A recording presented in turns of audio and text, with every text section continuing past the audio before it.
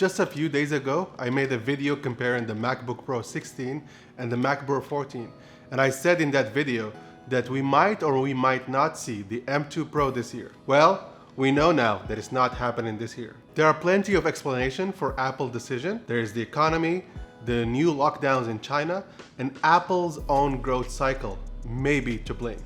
In this video, we will explain each one of these reasons, plus others. If you're waiting for a Mac-specific fall event from Apple and have not set your eyes on a new MacBook Pro with supercharged graphics and powerful performance, now you are out of luck. According to Bloomberg's Mark Gurman, Apple isn't planning to launch updates to the MacBook Pro and the Mac Mini this year. Instead, new versions of M2 powered Macs will only be launched in 2023. What we know from Gurman.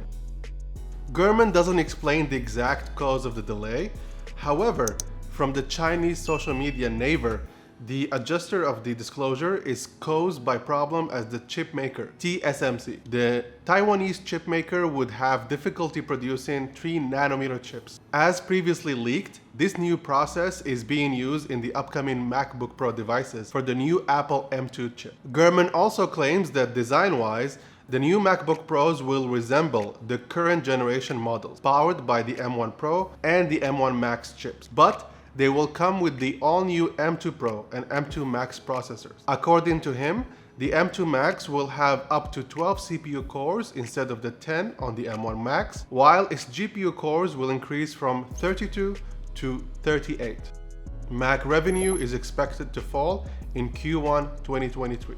Apple isn't known for talking about its unannounced products ahead of official debut, but on rare occasions, it does hint at forecasting the product category and how it aligns with the company's overall roadmap. During the company's earnings call last week, Apple CEO Tim Cook said that the holiday lineup is set, which means there won't be new products coming later this year. Clearly, this is an indication that the new Macs are not part of the 2022 lineup. At the same time, Apple expects Mac revenue to fall substantially during the holiday quarter. Yet another sign that Apple isn't planning to launch the M2 powered MacBook and Mac Minis in November.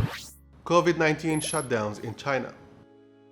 The resurgence of COVID-19 cases in China and stringent COVID restrictions has impacted Apple, including disruption of supply chain for manufacturing. As of now, there is no information on how the COVID outbreak is impacting Apple Mac supplies in China and the production of the MacBook Pros. But Foxconn, which is Apple's biggest supplier, has been struggling to keep up with the production of iPhones. Reuters recently reported that a COVID-19 outbreak in China and events that are unfolding at Foxconn Zhengzhou plant could cut Apple November output by 30%, which is significant. The scale at which COVID-19 cases are rising in China ultimately hit the production of Mac, which could be the reason why Apple has pushed the release date of high-end MacBook Pros until the situation improves in the world's largest manufacturing hub.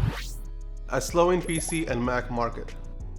Sales of personal computers has been crashing after a pandemic boom, sending signals that demand for PCs will continue to be on the lower side during holidays. So worldwide, PC shipment plunged 19.5% year over year in the third quarter, according to market research firm Gartner. Apple performed better than other major PC brands, but shipments of Macs fell by 15.6%. Even though the upcoming 14-inch and 16-inch MacBook Pro cater to professional users who are usually heavy spenders, the market is just not right to launch new Macs due to the global economic slowdown and high inflation.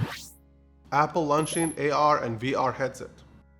We saw several reports recently claiming that Apple mixed reality devices are coming very soon. How is all this connected to the delay in the M2 MacBook Pro launch? Well, the mixed reality headset will run on a powerful chip from Apple, with the most recent rumors claiming it will be a variant of the M2 chip. Previous reports had pointed to the gadget running the M1 variant. So as a result, mixed reality headsets should be at least as powerful as a MacBook Air or entry-level Pro, if not even better. And it will run a version of iOS that's optimized for augmented and virtual reality experiences.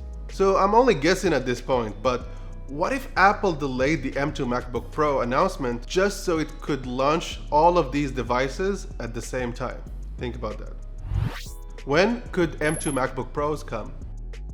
Well, if we look at the times that have been indicated in the information and others that have been published before, it is normal for this to happen between February and March 2023. If this will be only an internal upgrade, then Apple will just put out a press release like they did before. But if we get a keynote speech, then it will definitely feature more devices along the MacBook Pro.